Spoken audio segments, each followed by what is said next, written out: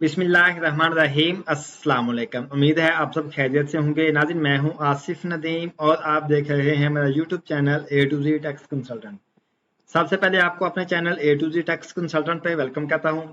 नाज़रीन, आज की जो हमारा डिस्कशन का टॉपिक है ये है सैलरी इनकम के हवाले से। आज हम ये देखेंगे कि अगर कोई बंदा गवर्नमेंट सर्वेंट है, कोई बंदा टीचर है, डॉक्टर है, इंजीनियर है, गवर्नमेंट यानी कि कोई भी मुलाजम है, कोई भी सरकारी महकमे में काम करता है, जॉब करता है, तो उसकी हम टैक्स फाइलिंग किस तरह से करेंगे।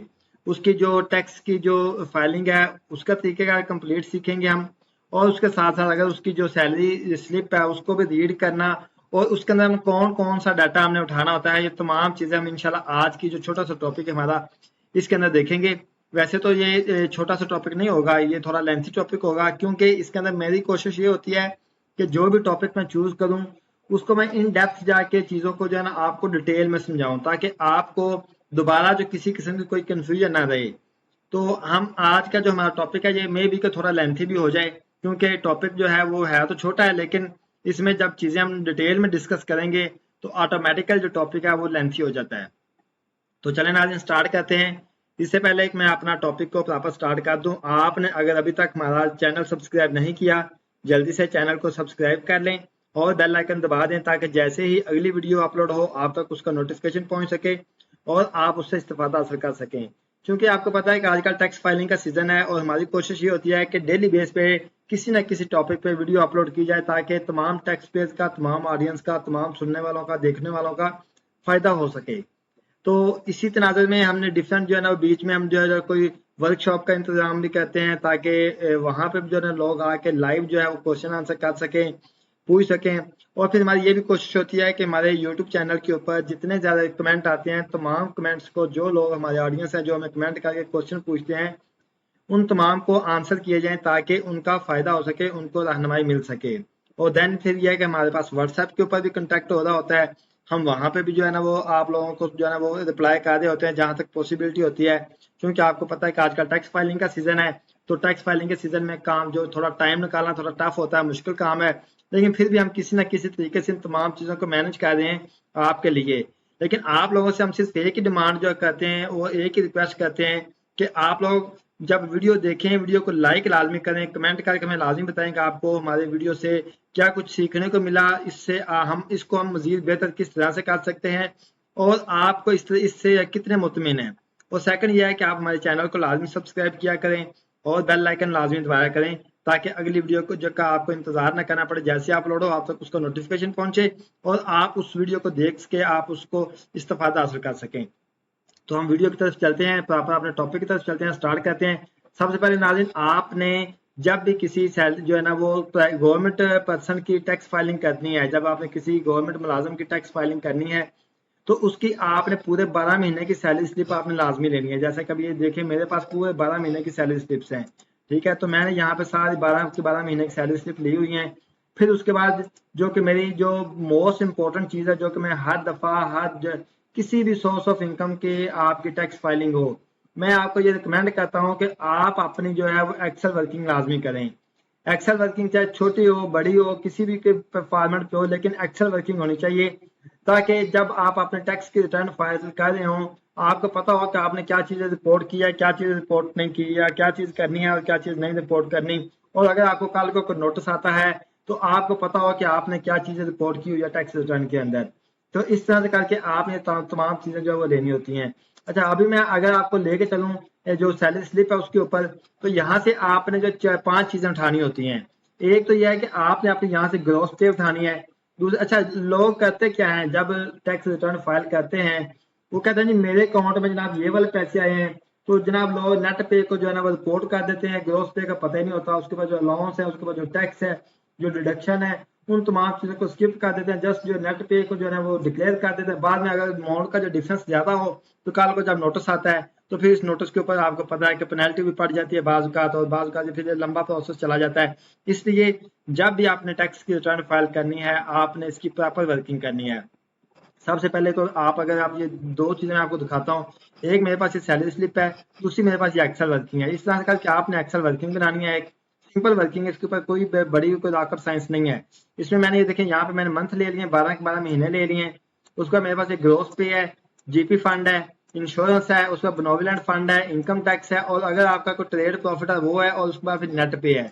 अब आपने क्या करना है, ये आपको ये कहाँ से सारी चीजें मिलेंगी, ये सारी की सारी चीजें आपको आपकी जो सैलरी स्लिप होगी उसके ऊपर से मिलेंगी। यानी कि सबसे पहले आपके पास ये ग्रोस पे है, ग्रोस पे आपके पास ये वाली आ रही है, ठीक है। इस ग्रोस पे को आपने सबसे पहले कॉलम में लिख देना है। उसके बाद इसमें डिडक्शन जो डालना स्टार्ट कर दें। सबसे पहले जो डिडक्शन वो क्या है, जो जीपी फंड है। अक्सर लोग क्या करते हैं, जीपी फंड को ऐड इन करते हैं, या अगर जीपी फंड को ऐड करते हैं तो यहाँ पे ये जो एक टोटल अमाउंट आ रही होती है, ये जीपी फंड की अमाउंट ऐड कर देते हैं। हालांकि ये जीपी फंड की अमाउंट एक्चुअल नहीं होती। इसके अंदर, इस जीपी फंड अमाउंट के अंदर जो है वो हो सकता है कि, क्योंकि जीपी फंड जो होता है ना, गवर्नमेंट करती है कि जब एम्प्लॉय से जीपी फंड ले रही होती है उस अमाउंट को आगे कहीं ना कहीं री इन्वेस्ट करते हैं। क्योंकि आपने जब एक सर्विस के दौरान अगर फॉर एग्जाम्पल आपका ये जो टैक्स है, ये जो आपका जीपी फंड कट रहा है 6,350 रुपए, अगर आप इसको एक साल के साथ मल्टीप्लाई करें, एक साल का तकरीबन ये आपका बनता है 76,000 रुपए।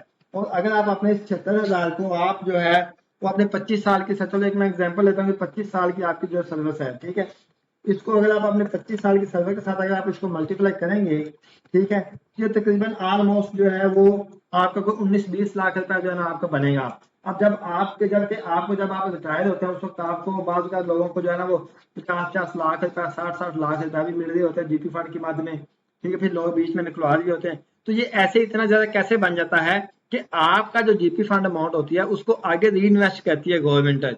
शेयर्स में कर लिया, स्टॉक में कर दिया, कहीं और पे इन्वेस्टमेंट कर दिया, मतलब डिफरेंट जो सोर्स हैं वहां पे इन्वेस्ट करती है गवर्नमेंट, और फिर वहां से कमाती है।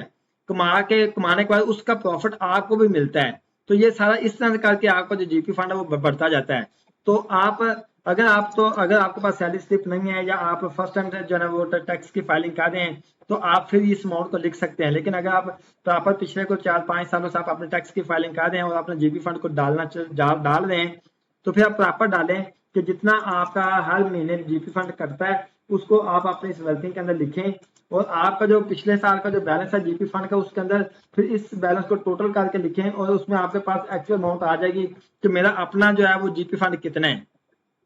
फॉर एग्जाम्पल अगर पिछले साल किसी एक बंदे का जो है ना उससे सेम, अगर मैं कहता हूँ कि किसी इस बंदे का पिछले साल भी ये वाला जीपी फंड था, ठीक है, और उसका पहला साल है, तो अगले साल भी ये ऐड करके तो उसका जो है ना वो तकरीबन कोई 1,52,000 रुपया होना चाहिए, ठीक है। तो यहाँ पे अगर फॉर एग्जाम्पल कोई 1,60,000 या 1,59,000 आ रहा है, तो इसका मतलब ये है कि उसका कहीं ना कहीं वो जो उसका री इन्वेस्टमेंट हुआ है, इसलिए उसका जो प्रॉफिट जो है वो डाल के जो इतनी अमाउंट जीपी फंड की आ रही है।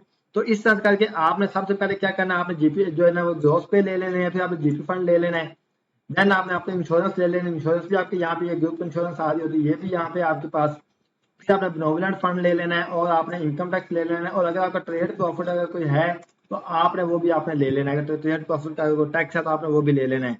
जब आप ये सारी वर्किंग बना लेंगे, इस तरह करके आप सारी चीजें एडअप कर लेंगे, उसके बाद आपने क्या करना है, आपने आ जाना है अपनी इस वाली वर्किंग के ऊपर। इसके अंदर ये वो वर्किंग है जो हम नॉर्मल जो तमाम का जो सोर्स ऑफ इनकम है उसके अंदर हम यूज करते हैं। इसमें आपके पास सबसे पहला जो पोर्शन होता है ये आपके पास जो है वो इनकम का पोर्शन है।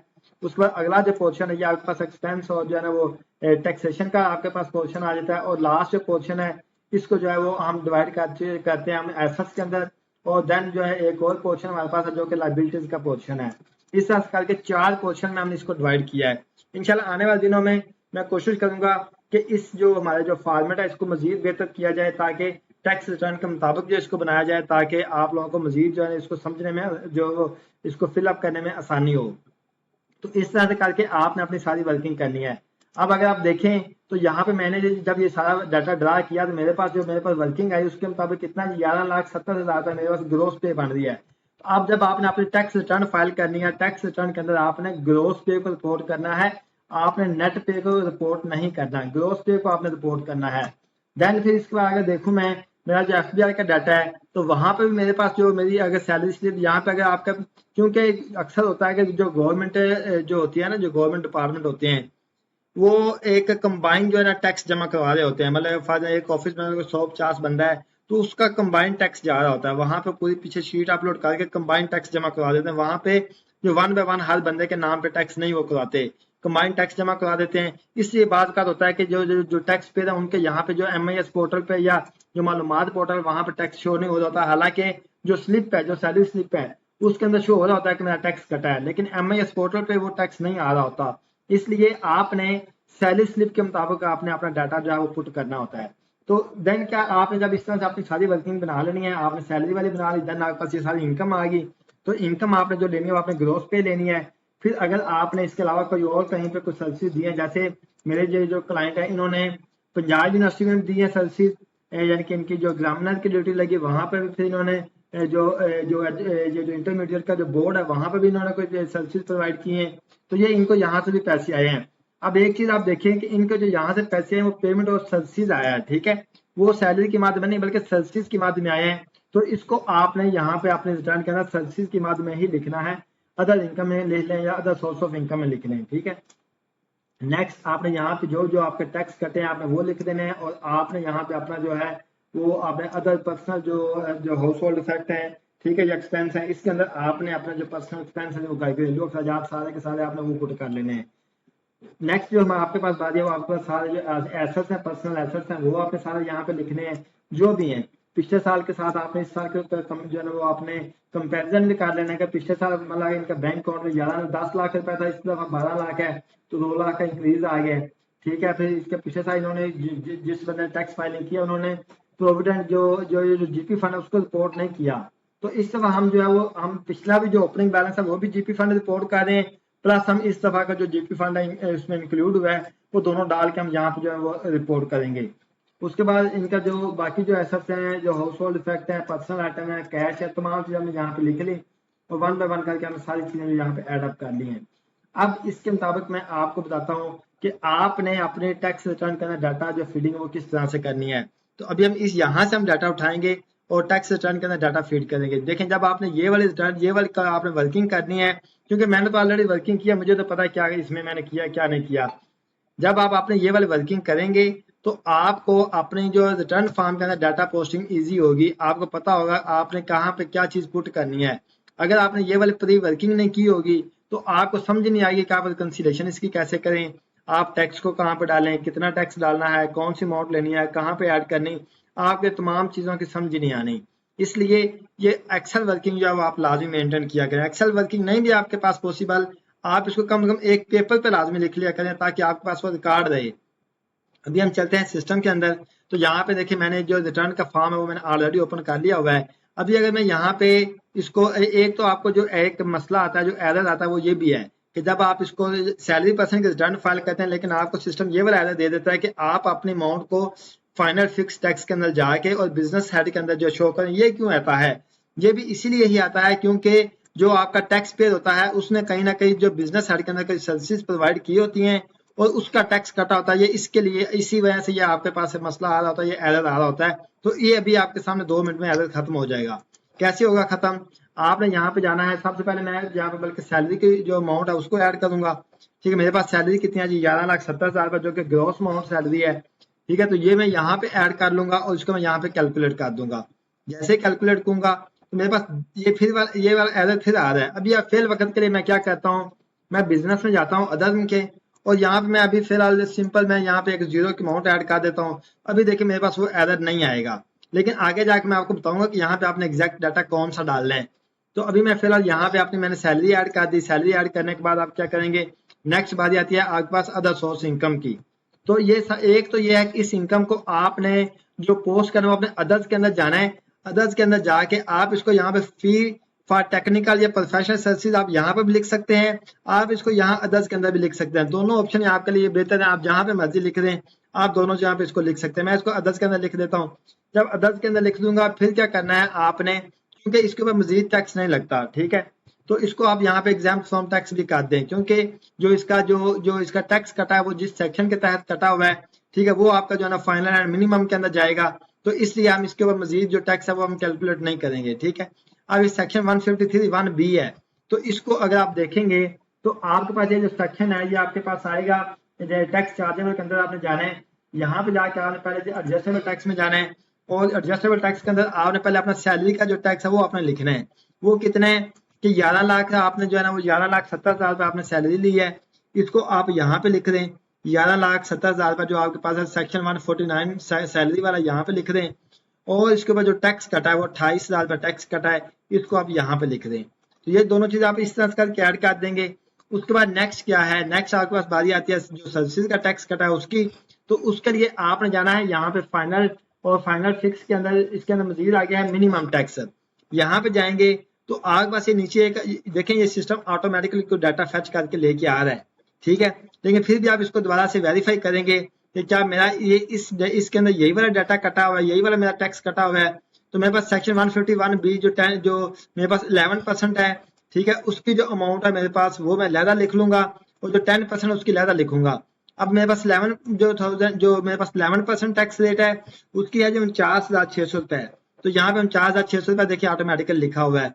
फिर उसके बाद टैक्स जो कटा वो 5,456 रुपए कटा हुआ था, ऑलरेडी लिखा हुआ है।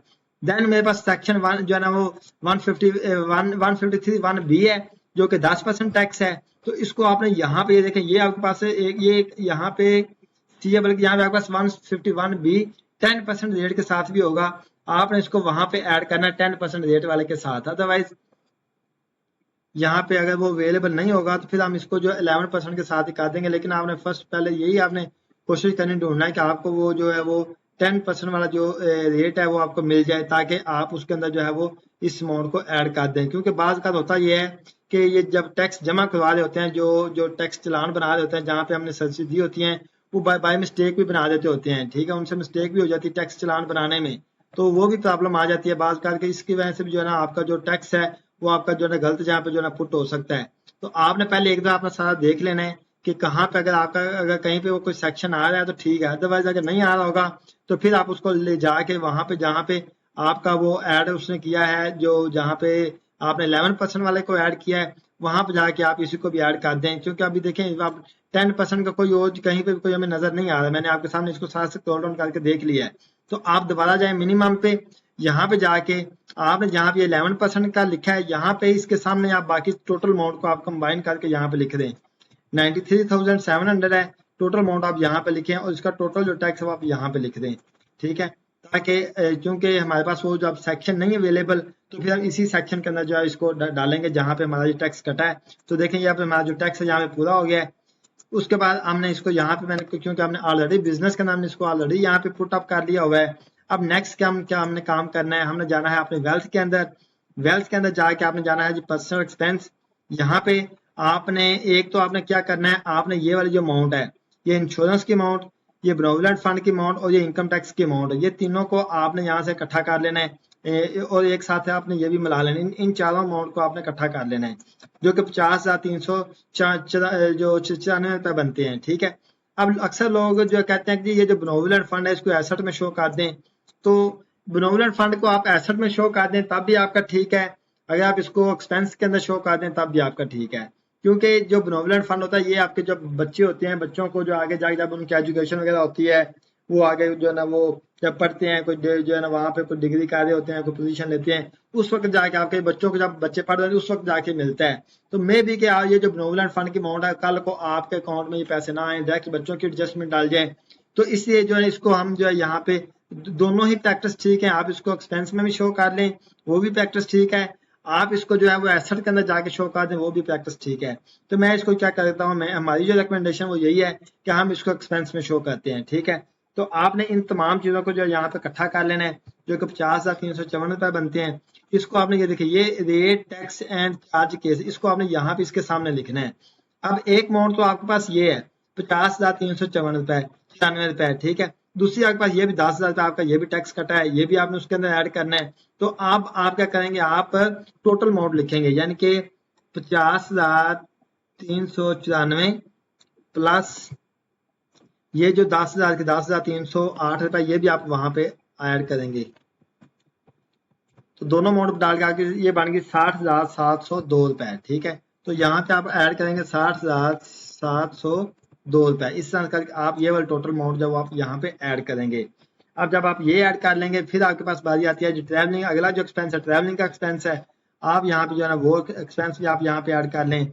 और देन फिर जो इनके अदर हाउस होल्ड इफेक्ट या जो अदर हाउस होल्ड एक्सपेंस है वो सारे, अगर आप 1 बाय 1 करके लिखना चाहें 1 बाय 1 लिख लें, लेकिन 1 बाय 1 आप तब लिखा करें जब आपके पास ये सारे जो एक्सपेंस है इनके 1 बाय 1 आपके पास बिल हों। अगर बिल नहीं है तो फिर आप यहाँ पे अदर पर्सनल हाउस होल्ड जो एक्सपेंस है इसके अंदर आप टोटल अमाउंट यहाँ पे लमसम करके लिख दें। जब ये दोनों चीजें लिख लेंगे फिर आपकी बारी आती है आपके एसेट्स की।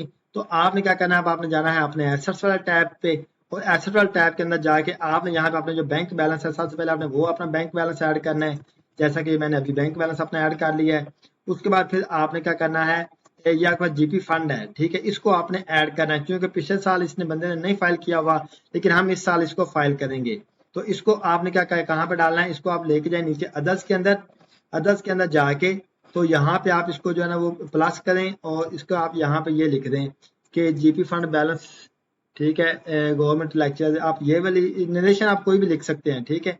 उसके बाद इसको सबमिट करें, और यहाँ पे जो जीपी फंड की अमाउंट है आप ये अमाउंट यहाँ पे ऐड कर दें, और इसको आप अपना एसेट बनाएं। देन आपके पास ये जो अमाउंट अगर इनके अंदर कोई चेंज है तो आप ये भी लिख लें, जैसे हाउस होल्ड इफेक्ट पिछले साल 145 के थे, इस उन्होंने 50 लाख की चीजें ले ली, और मजीद तो उनकी 2,95,000 रुपये हो गए। अब जो पर्सनल आइटम सेम है, कैश जो है वो थोड़ा डिक्रीज हो गया इनका इस दफा, ठीक है, एक्सपेंस इनके ज्यादा हो गए, कैश डिक्रीज हो गया, ठीक है। इस तरह करके आपने ये सारी चीजें जो आपने एसेट जो है उनको भी आपने एडअप कर लेना है। जब ये आप कर लेंगे फिर आपने जाना है रिकंसिलेशन ऑफ नेट एसेट्स पे। अब यहाँ पे सबसे पहले आपने क्या करना है, नॉर्मल इनकम के अंदर आपने डालनी है अपनी सैलरी की इनकम, जो कि नॉर्मल आपकी सैलरी जिसके ऊपर नॉर्मल टैक्स रेट अप्लाई हुआ है आपने वो डाल देनी है।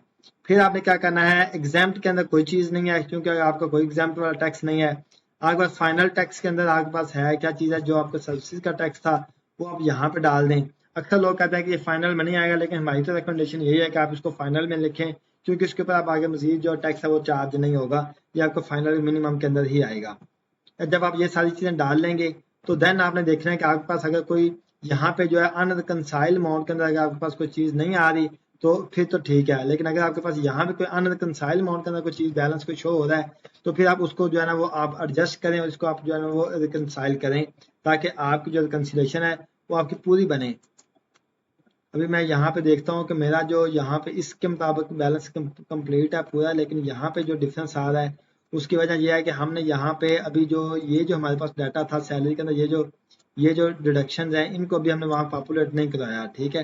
तो मैं यहाँ पे जो अमाउंट है मेरे पास, क्योंकि जब हम वो डालें तो मेरे पास ये जो पर्सनल एक्सपेंस है ये कम हो जाएंगे, ठीक है। तो मैं यहाँ से पर्सनल एक्सपेंस आपने जो थोड़े कम करके, ठीक है, तो जितने मेरे पास अब एक्चुअल बनेंगे वो मैं यहाँ पे जो है वो ऐड अप करूंगा, ताकि मेरी जो कंसिलेशन है वो पूरी हो जाए। जब आप इस तरह से करके आपने अपनी सारी चीजें डाल देंगे तो अब आपको देखें अनरिकंसाइल अमाउंट जो है वो जीरो हो जाएगी। अब आप यहाँ पे अपने टैक्स की रिटर्न फाइल का जो है आपकी रिटर्न जो है बिल्कुल ठीक है, ड्राफ्ट आपका ओके है, आप इसको फाइल कर सकते हैं। अब यहाँ पे एक और चीज है, जब आप डाटा अपना बिजनेस के अंदर अदर्स के अंदर जब बिजनेस के आइटम में डाटा डालेंगे तो जब आप इसको सबमिट करेंगे आपको दो दफा मैं आपको दो एरर आएंगे, आपको दोनों एरर दिखाता हूँ कि क्यों आएंगे। सबसे पहले जब मैं इसको यहाँ पे सेव करके इसको सबमिट पे क्लिक करता हूँ, सिस्टम मुझे कहता है कि जी बिजनेस का जो है वो आप सेक्टर या एट्रीब्यूट जो है वो सिलेक्ट करें। तो मैं जनाब यहाँ पे जाता हूँ एट्रीब्यूट के अंदर, यहाँ पे जाके आपने यहाँ सिलेक्ट कर लेना है एजुकेशन।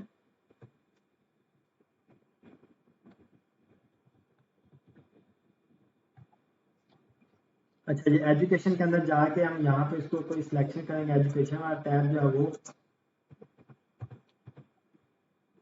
इनमें से आपके पास जो आपको फिट जो लगे वो आप यहाँ पे जो है ना अपना एजुकेशन का जो है ना वो लगाएं, ठीक है। यहाँ पे मैं कहता हूँ कि जी service provide education service school college training centre vocational, तो मैं इसको फिलहाल इसी सर्विस के अंदर ले जाता हूँ, ठीक है, और इसको यहाँ पे सेव कर देता हूँ। अब जब मैं इसको दोबारा से यहाँ सबमिट करूंगा मुझे एक और एरर आएगा कि अगर आपने अपनी इनकम जो है वो बिजनेस साइड के अंदर डाली है तो अपने एसेट्स एंड लायबिलिटी भी डालें।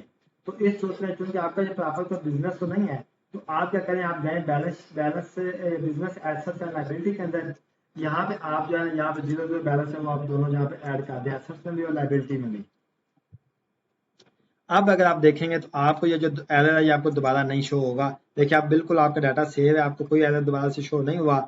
अब आप यहाँ पे इसको जो है सबमिट पे क्लिक करें, यहाँ पे आप जो अपना वेरिफिकेशन पिन जो है वो आप ऐड करें, तो आप इस तरह करके आपकी जो रिटर्न है वो सबमिट हो जाएगी। ये था हमारा आज का सिंपल सा टॉपिक था, लेकिन फिर भी लेंथी है क्योंकि हमने डिटेल में डिस्कस करनी होती हैं चीज़ें। तो इंशाल्लाह उम्मीद है कि आपको वीडियो अच्छी लगी होगी, वीडियो को आपको समझ भी आई होगी। इंशाल्लाह डिस्कस करते हैं नेक्स्ट कोई और लेक्चर, और उसके अंदर हम जो है कोई एक अच्छा जो टॉपिक और मजीद चीज़ें जो है वो चूज करेंगे ताकि आपका फ़ायदा होता रहे।